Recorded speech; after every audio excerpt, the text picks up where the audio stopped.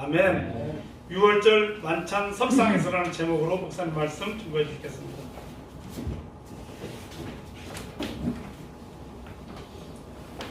기도하시겠습니다.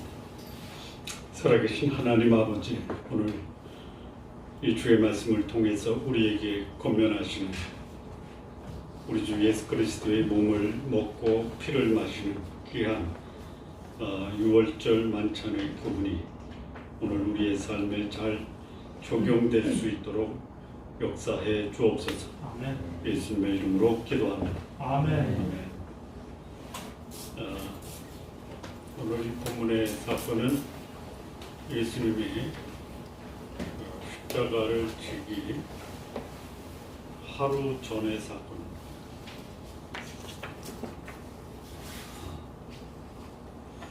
예수님이 제자들에게 6월절 만찬을 준비하게 하신 예수님 땅에 6월절 어린 양으로 오셨습니다. 그래서 예수님이 돌아가시기 바로 직전에 6월절 만찬을 하시고 그 만찬의 주인공이 바로 자신 되심을 제자들에게 말씀하십니다. 그런데 이 본문을 보면 6월절이 아니라 무교절 첫날에라고 시작을 합니다. 자, 이걸 좀 구분을 해볼 필요가 있습니다. 무교절과 6월절. 이 6월절은 이스라엘 백성이 애굽에서 바로의 억압에서 해방되고 애굽을 나온 날을 기념하는 것이 6월절입니다. 애굽의 모든 장자들이 하나님의 심판으로 죽는 날 어린 양을 잡아서 좌우 임방과 문설주의 피를 바름으로 죽음의 천사가 이스라엘 백성 집을 넘어갔다. 그래서 6월절이라고 합니다. 이 6월절은 유대 원력, 히브리 원력으로 한 해가 시작되는 첫 번째 날 니산월이라고 합니다. 그러니까 히브리 원력으로는 1월이 니산월, 6월절, 애굽에서 해방돼서 탈출한 그 월을 유대 원력에서는 1월 니산월이라고 합니다. 현대 원력으로 따지면 3월입니다. 3월. 근데 니산월 14일이 6월절입니다. 그리고 무교절은 6월절이 지난 다음 날 니산월 15일이 무교절이 시작되는 첫날이고 7일간 무교절이 지속이 됩니다. 무교절이라 하면 누룩 없는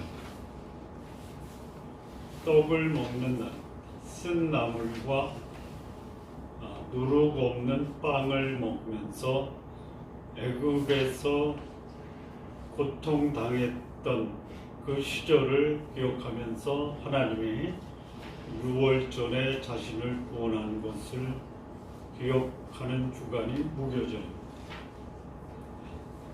그런데 이 본문은 어떻게 시작이 되냐면 6월절이 오기 전에 무교절 첫날이 시작됐다, 이렇게 기록이 되어 있습니다. 자, 그러면 성경을 비판하는 사람들이 6월절과 무교절도 구분 못하고 무교절 시작이 6월절보다 앞선 것은 이 성경이 거짓됐다라는 것을 증거하고 있는 단적인 모습이다. 이렇게 주장하는 사람들이 있습니다. 어떻게 생각하십니까? 잘못됐습니까? 아니면 설명이 필요로 합니까?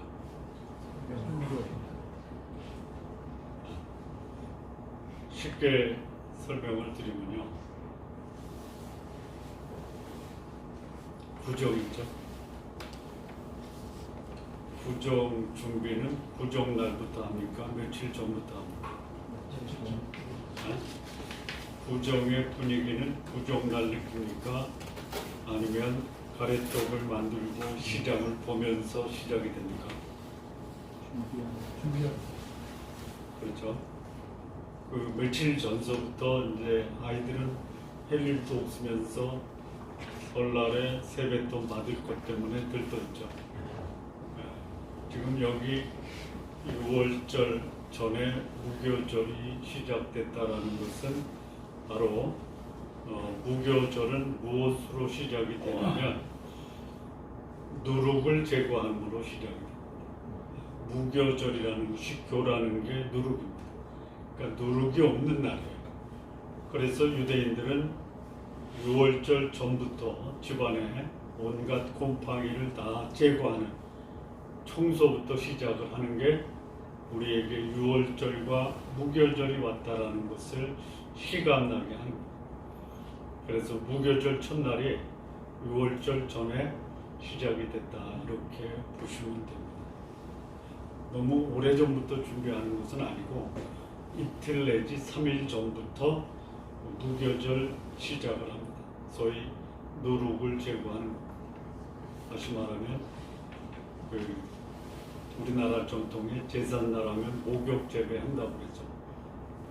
유대인들의 목욕 재배는 집안에 있는 곰팡이를 없애는, 누룩을 제거하는 그런 행사부터 시작을 해서 무교절이 시작됐다, 이렇게 보십니다. 그 무교절이 시작이 되면서 제자들이 예수님께 말씀을 합니다. 6월절 준비를 해야 되는데 어떻게 하기를 원하십니까? 예수님이 제자들에게 말합니다. 성 안에 들어가라. 그러면 거기 아무개가 있다. 이름이 없죠. 아무라고 그랬죠. 아무. 개라는 것도 안 썼어요. 아무에게 가서. 이거는 아무나 찾아가다라는 말이 아닙니다.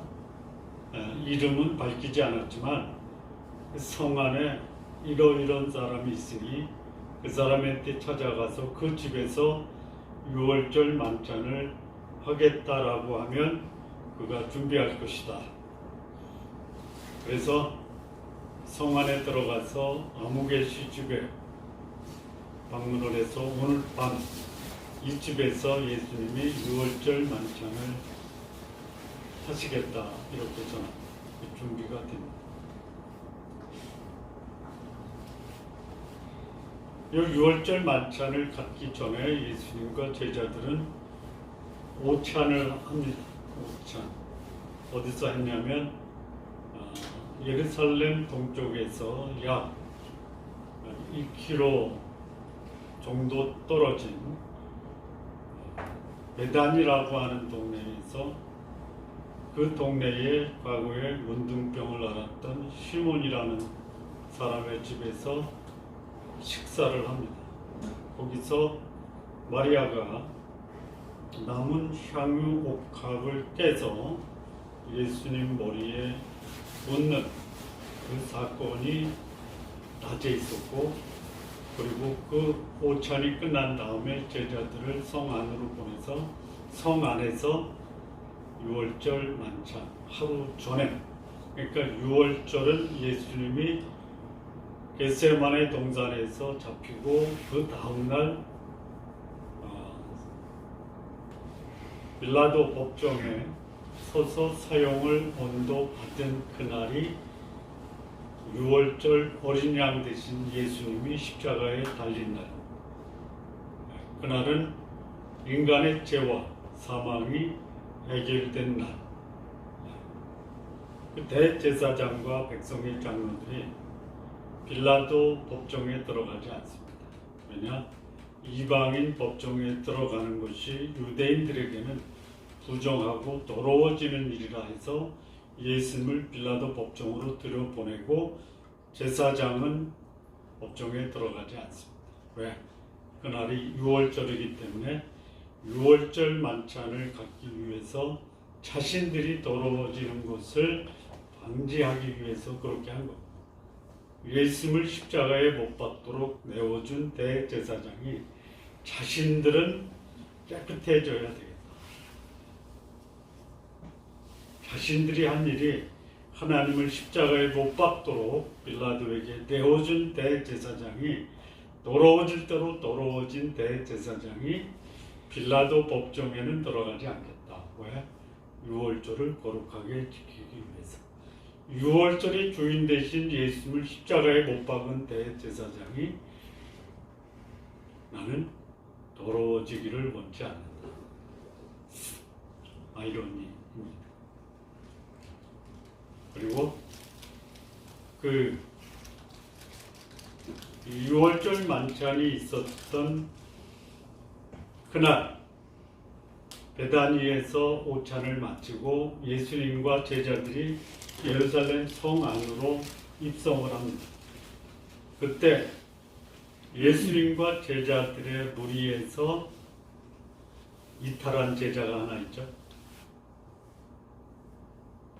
지난주에 우리는 마리아의 기름 부은 것을 복음이 증거되는 어느 곳에서나 기억나게 한다라고 말씀하시고 그 다음 구절이 뭐냐면 가룟 유다가 대제사장에게 가서 예수를 팔려고 하니 그들이 은 30을 유다에게 줍니다.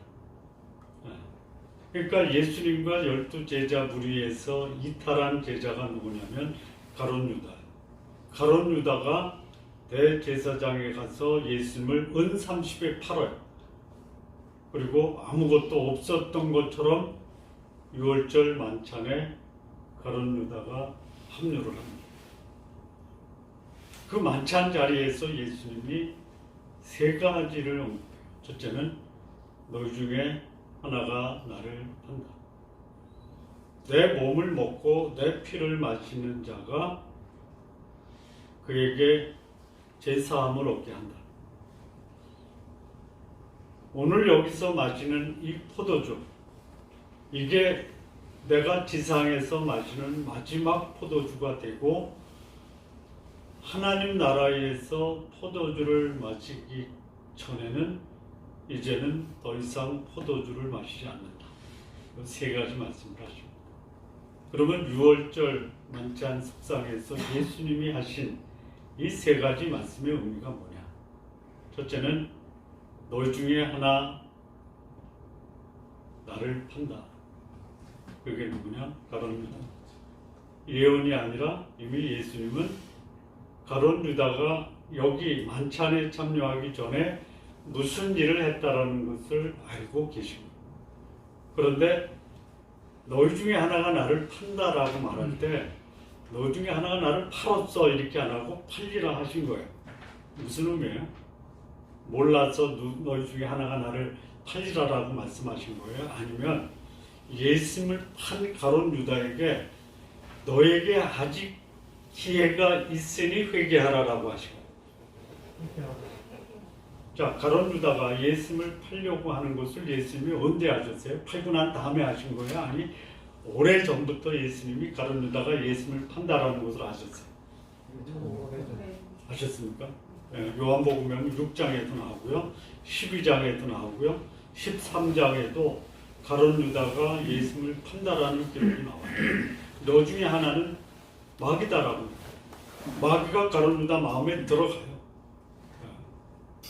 그리고 가룟 유다는 예수님을 팔러 대제사장에게 간 거예요. 그 후에 예수님이 너 중에 하나가 나를 팔더라. 무슨 말이에요? 아직은 기회가 있으니 회개하라. 자, 가룟 유다가 예수님을 안 팔면 예수님은 십자가에 안 들리십니다. 가룟 유다는 하나님의 희생양입니까? 아니면 가룟 유다에게 너 사단의 희생양이 되지 말고 회개하고 구원 받아라 라고 말씀하죠. 자, 이런 질문이 나오죠. 가룟 유다가 예수님을 안 팔았어요. 여기 예수 뭐라 하냐면 너가 낫지 않았으면 너한테 더 좋을 뻔했다. 근데 왜 그 역할을 하냐? 그런데 중단하고 여기서 회개하라. 그러면 구원의 기회가 있다. 자, 가룟 유다가 예수님을 안 팔면 예수님 십자가에 달리지 않습니까? 아니면 달리십니까? 자, 그러면 가룟 유다가 안 팔았으면 누가 예수님을 십자가에 못 박도록 내어줄까요? 누가?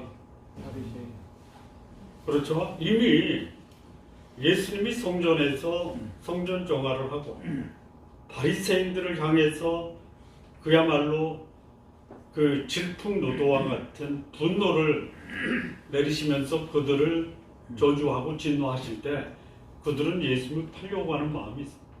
죽이려고 하는 마음이 있었어요. 가버나움에서도 예수님이 자기가 하나님이라고 하니까 절벽에서 밀어서 죽이려고 했어요. 이미 가룟 유다가 아니어도 예수님을 죽이려고 하는 사람은 많아요. 왜 굳이 가룟 유다가 그 일을 했냐? 그리고 예수님을 왜 자기를 판 가룟 유다를 마지막까지 그를 보호하시면서 숨겨줬죠? 왜 가룟 유다를 제자로 삼은 거예요? 지금 우리 시대에도 가룟 유다 같은 사람이 교회에서 그야말로 재정 담당할 수 있죠. 에? 재정 담당하는 분들이 다 가룟 유다는 안 해요. 에? 그만큼 중요한 직책을 받은 사람이 예수님을 배반했다라. 왜 가룟 유다를 제자로 삼으신 거예요? 역사 속에 수많은 신앙의 공동체 속에 가룟 유다와 같은 사람이 있을 뿐 아니라 너도 그럴 수 있으니 회개하라. 이 교훈을 주시고자 하는 거예요. 자, 가룟 유다에게 회개, 예수님을 대제사장에게 팔아 넘겨도 가룟 유다에게 회개할 기회는 있어요. 회개할 기회는 언제까지 있는 거예요? 언제까지 있어요? 목숨이 붙어 있는 동안은 기회가 있는 거예요. 목숨이 떨어져서 영혼이 구원받지 못하고 지옥으로 가면요 기회는 없어요. 어떤 분은 또 그런 얘기도 하더라고요. 예수님이 십자가에서 죽임을 당하시고 지옥에 가셨잖아요. 지옥에 가셨죠. 누구를 대신해서? 인간을 대신해서 지옥 가셨어요. 그래서 지옥 가서 예수님이 뭐 하셨을까요? 베드로 후서인가요? 옥에 있는 자들에게 전파했다고 그랬죠. 그들에게 복음을 전해서 회개하게 한 게 아니에요. 그들이 살아있을 동안에 하나님의 은혜를 거절하고 그들이 지옥에 왔다라는 것을 명백하게 변명하지 않도록 예수님이 말씀하신 거예요. 기회가 있어요. 언제? 살아있을 동안. 예수님 안 믿고 구원받을 사람은 아무도 없어요. 제가 지난주에 아주 오래된 친구를 만났는데요. 아주 삶을 아주 험하게 살았어요. 그래서 이제 내가 내 소원은 너 손잡고 천국 가는 거다. 기분 좋아하더라고요. 근데 예수님 믿지 않으면 천국 갈 수가 없거든. 그랬더니 하는 말이 그거예요. 야, 요즘에 나를 만나는 사람이 나 많이 바뀌었대, 착해졌대, 좋아졌대. 내가 봤던 너 요즘에 옛날 그때 모습이 아니야. 진짜 착해지고 진짜 사람 됐어. 그게 천국 가는 거 아니야. 근데 너 나한테 네 손 잡으면 천국 간다며. 내 손 잡으면 갈 수 있다는 것은 내 안에 계신 예수님을 너도 영접하면 갈 수 있다는 거야. 내가 옛날처럼 살다가 변화된 이 모습이 나를 천국 가게 하는 게 아니야. 너 젊은 시절에 참 내가 봐도 엉망이었는데 너 그 모습 가지고 천국 갈 수 있다라고 봐? 그거 가지고 지금 나 착해졌대. 지금 너 착해진 게 그 옛날에 지은 죄가 다 사해지는 거 아니잖아. 근데 너를 위해서 예수님이 돌아가셨기 때문에 그것을 네가 마음으로 영접하면 하나님이 너를 의롭다 하시고 천국으로 인도하시는 거야. 생각해 봐야 되겠다. 생각해 봐라. 여기 가룟 유다에게 기회가 있는 거예요. 그 기회를 거절한 거예요. 지금이 은혜의 때이고 지금이 구원받을 만한 때지 이 시간이 지나고 나면 기회는 없어져. 이게 예수님이 최후의 만찬 석상에서 하신 첫 번째 말씀. 자, 두 번째 말씀은 뭐냐면 이게 예수님이 이 땅에 오신 목적이고 이게 예수님이 오신 이 땅에 오신 이유고 이것이 예수님이 이 땅에 오셔서 한 일이에요. 뭐라고 하냐면요. 떡을 떼어 주시면서 이 떡은 너희를 위하는 내 몸이다. 받아 먹으라. 그리고 그 떡을 떼신 후에 잔을 가지사 감사기도 하시고 그 잔을 제자들에게 주시면서 이 잔은 너희를 위해 흘리는 내 피다 그래요. 그 마시라. 그래서 예수님이 이 6월절 만찬에서 내 몸을 먹으라 내 피를 마시라 한 것은 뭐냐면 인간을 위한 인류를 위해서 자신의 몸을 십자가에 내어주고 십자가에서 피를 흘리심으로 인간이 갚아야 될 죄값을 대신 치렀다라는 것을 말씀합니다. 그럼 여기서 먹는다 마신다라는 것은 뭐냐면 그것을 내 것으로 받아들인다, 영접한다, 믿는다라는 것입니다. 최후의 만찬에서 예수님이 떡을 주시고 잔을 주시면서 이 떡은 내 몸이고 이 잔은 내 피다라고 하는 것은 예수님의 죽음이 나를 위한 구원의 죽음이고 구속의 죽음이다라고 믿는 자가 하나님 나라의 백성이 된다는 거예요.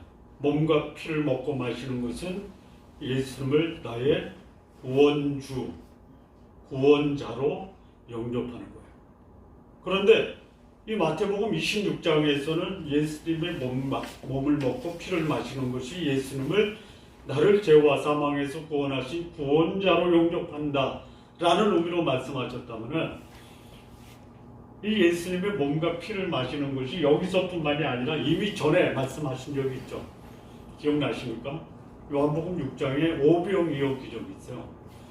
오병 이어 기적이 있은 다음에 그 기적을 경험한 유대인들이 예수님께 나와서 뭐라고 얘기하냐면 저 하나님의 일을 하고 싶습니다. 먹었으니까. 그럼 내가 하나님의 일을 하면 계속 먹을 거 아니에요.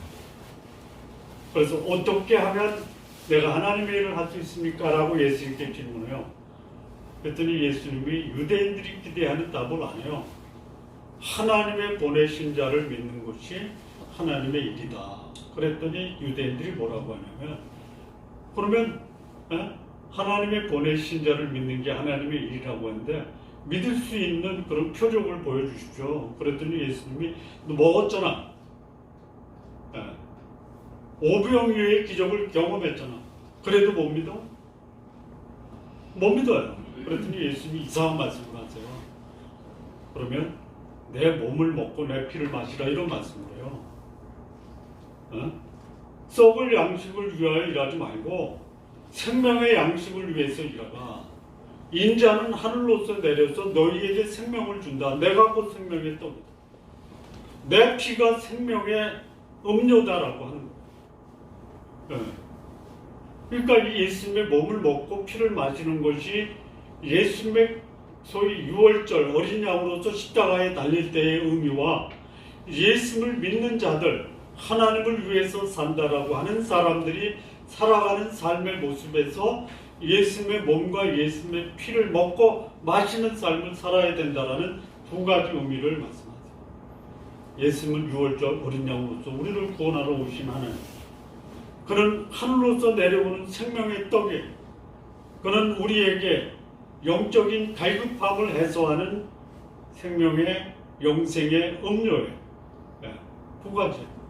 자, 이것을요, 소위 출애굽의 과정에서 이 비유를 말씀하면 6월절, 소위 출애굽에서 애굽의 그 억압에서 자유와 해방을 얻은 유월절 어린 양으로서의 예수님. 더 이상 죄와 사망에 묶여 있을 수 없어요. 그래서 완전한 죄와 사망에서 자유를 얻는 그 날을 예수님으로 받아들이고, 이게 첫 번째. 두 번째는 홍해를 건너요. 광야를 걸어가요. 배가 고파요. 백성들이 아우성을 칩니다. 먹을 것을 주십시오. 모세가 하나님을 향해서 기도를 합니다. 아침에 나가봐라. 그랬더니 그 들에 광야에 뭐가 있어요? 하늘로서 내려온 떡이 있어요. 그게 뭐예요? 만나요. 고기가 없어요. 고기 주십시오. 나가보니까 하늘로서 내려온 메추라기가 있어요. 그게 뭐예요? 하늘로서 내려온 생명의 양식 예수 그리스도. 물이 없어 갈증을 느낄 때 바위를 쳐요. 생수가 나오는 거예요. 그 출애굽 시작에 유월절의 어린 양 예수 그리스도가 죄와 사망에서 구원했다라는 것을 믿는 것이 예수님의 몸과 예수님의 피를 먹고 마시는 거예요. 애굽을 탈출하고 홍해를 건너 가나안까지 가는 그 과정에서 먹을 것과 마실 것을 주신 생명의 양식, 생명의 물이 바로 예수님으로 믿고 영접하는 것이 뭐냐? 예수님의 몸과 예수님의 피를 먹고 마시고. 이것을 언제 말씀하시느냐? 유월절 만찬에서 말씀합니다. 그러니까 이 예수님의 몸과 예수님의 피를 먹고 마시는 것을 예수님이 500명 기적에서 말씀하니까 너무 어렵다 이거예요. 어떻게 내가 당신의 몸을 먹고 피를 마시는가. 그래서 수많은 제자들이 떠나요. 떠날 때 예수님이 제자들에게 너희도 가려느냐. 그때 베드로가 이런 말을 합니다. 영생의 말씀이 계시는데 우리가 어디로 가겠습니까? 네게로 가겠습니까? 제자들은 예수님이 유월절 어린 양이며 생명의 떡이고 생명의 물인 것을 믿고 예수님을 따라. 유월절 만찬에서 예수님이 이 말씀하신 예수님의 몸과 예수님의 피를 먹고 마시는 것은 예수님을 구원의 주님으로 영접하고 예수님을 생명의 주님으로 따르는 삶을 말하는 것이죠. 이게 예수 믿는 사람들이 살아가는 예수님과의 관계에서 삶의 모습. 자, 예수님의 몸과 피를 마시는 것이 구체적으로 뭐냐? 그분이 우리에게 말씀하신 그 말씀을 생명의 양식으로 삼고 그 말씀에 따라 살아가는. 내가 내게 이른 말이 영이요 생명이라고 말씀하십니다. 이 말씀을 통해서 내 삶에 살아갈 수 있는 능력을 얻고 그 말씀을 통해서 내가 살아야 되는 이유와 목적을 아는 사람이 예수님의 몸을 먹고 예수님의 피를 마시는 사람. 그런 사람을 가르쳐 뭐라고 하느냐? 그리스도인이다라고. 그리스도인의 삶을 사시는 성도님들 되시기를 바랍니다. 자, 세 번째 하신 말씀은 뭐냐면요. 아버지 나라에서 새 것으로 마시는 포도주. 여기 29절에 그러나 너에게 이르노니 내가 포도나무에서 난 것이 이제부터 내 아버지의 나라에서 새 것으로 너희와 함께 마시는 날까지 마시지 아니하리라 하셨습니다. 그러면 지금 이제 이 최후의 만찬에서 마시는 포도주가 예수님이 지상에서 마시는 마지막 포도주고 그 다음 포도주는 어디서 마셔요? 아버지 나라에서 새 것으로 너희와 마시는 거예요. 예수님이 지상에서 마지막 삶은 무엇으로 마감하셨습니까?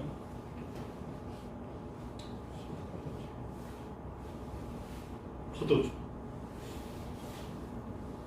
우리와 더불어 하나님 나라에서 예수님이 하실 첫 번째 일이 뭐예요? 포도주 마시는.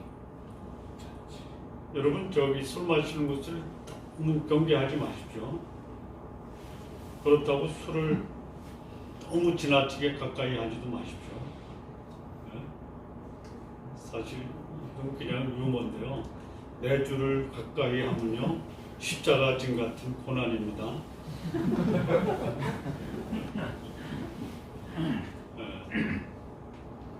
마시기는 하되 가까이 하지는 말라. 천국에서 우리는 뭘 마셔요? 네? 포도주 마셔. 언젠가도 말씀을 드렸지만 예수님이 한국에서 태어나셨으면 포도주 대신 뭘 마셨을까요? 막걸리.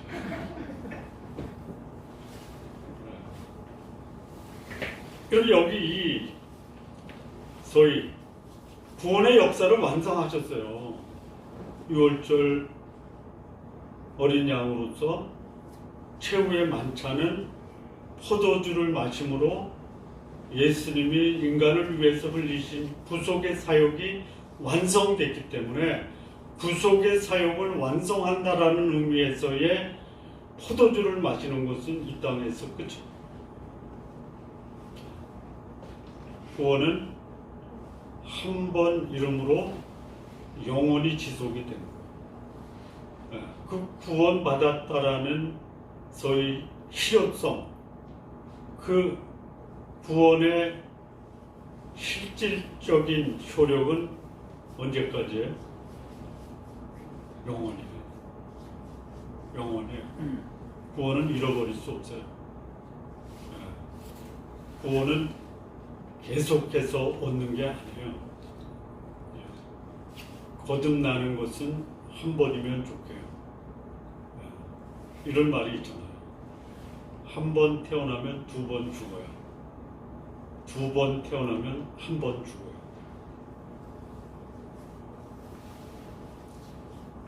한 번 태어나면 육신적으로 죽고 지옥 가는 두 번째 사망에 빠져요.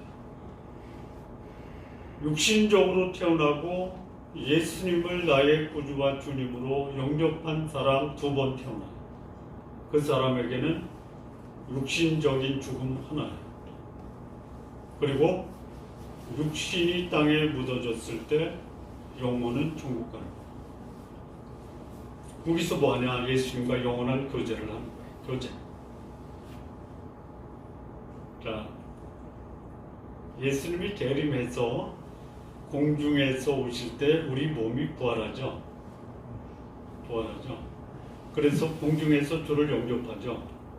우리 영혼과 육체가 결합을 하죠. 질문이 있습니다. 그러면 우리 육체가 부활하기 전에 우리 영혼이 천국 가죠. 천국 갑니다. 천국 가면 우리의 모습을 천국에서 육체와 결합되기 전에는 소위 유령처럼 떠돌아다닙니까? 아니면 천국에서 우리의 실체를 알아볼 수 있습니다.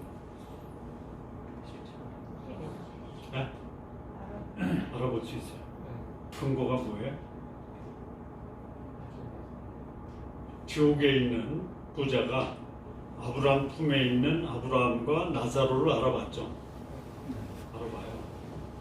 그 모습이 뭐냐? 몰라요. 가봐요. 저 요즘 그 천국 안내서 2월달 고전이 천국 안내서예요. 거기 한 부분을 소개하면요. 천국에는 나이가 있는가? 나이 있어요.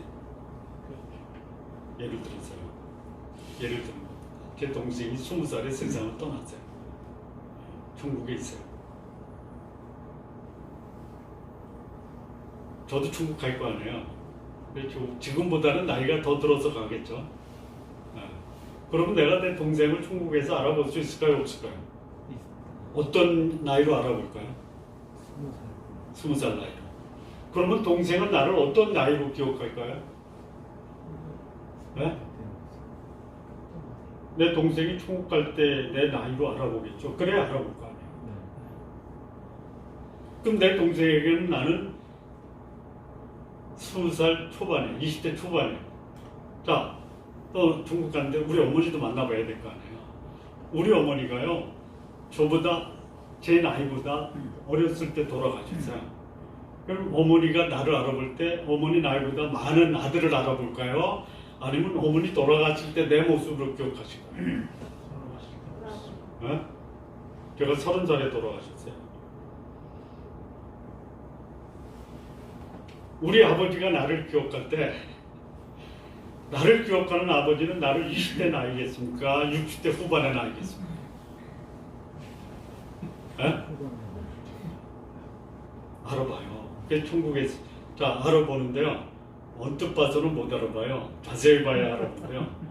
근거 있어요. 예수님이 부활하셨죠. 에? 이 육신이 부활해서 변화된 모습이 신령한 몸으로 변화되셨잖아요. 우리도 신령한 몸으로 변화되는 거예요. 우리 고린도후서 5장에서 그 육신의 장막을 벗으면 하나님이 지은 손으로 짓지 아니한 옷을 더 짓는다 그랬죠. 그게 이제 예수 믿고 죽은 사람들에게 하나님이 말씀하신 거예요. 처음에는 못 알아보는데요. 자세히 보니까 알아보죠. 예수님이 부활하고 나서 예수님이 마리아에게 나타났잖아요. 그랬더니 마리아가 처음에 알아봤어요? 못 알아봤어요? 못 알아봤죠? 그런데 조금 이따가 알아보죠? 알아봐요. 그래서 천국은 나이에 대해서 뭐라고 얘기하냐면 No age, but all ages. 알아봐요. 우리 천국 가면 아브라함 알아볼까요? 못 알아볼까요? 에? 만난 적 있어요? 어떻게 알아봐? 알게 돼 있어요. 예, 다 알아봐요. 다 알아봐요. 예. 우리 모습이에요. 그런 변화된 모습으로 우리 천국에서 예수님과 뭐예요? 포도주 마실 거예요. 예수님과 천국에서 마시는 포도주는 무슨 포도주예요? 사랑의 교제의 포도주예요.